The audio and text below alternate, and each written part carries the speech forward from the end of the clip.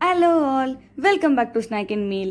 இன்னைக்கான recipe prawn and பிரெட்டை வச்சு ஒரு யம்மி அண்ட் கிரன்ச்சியான ப்ரான் டோஸ்ட் தான்.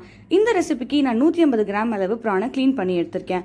அது மிக்சி ஜாரில் ஆட் பண்ணி பல்ஸ் மோடில் கொரகொரப்பாக அரைச்சி எடுத்துக்கோங்க.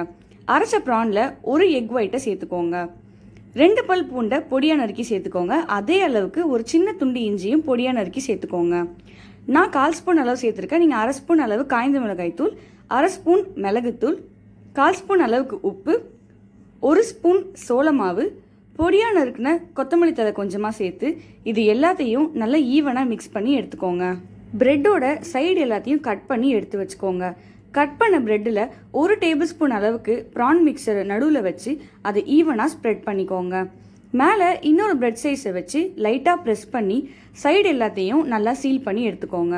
இந்த மாதிரியும் டோஸ்ட் பண்ணிக்கலாம். இப்படி வேணான்றவங்க அதை ரோலாக கூட பண்ணிக்கலாம்.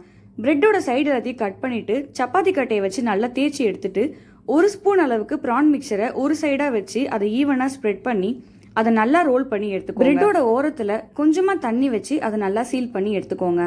கடாயில் எண்ணெய் நல்லா சூடானதும் பிரெட்டை போட்டு ஃப்ரை பண்ணுங்க.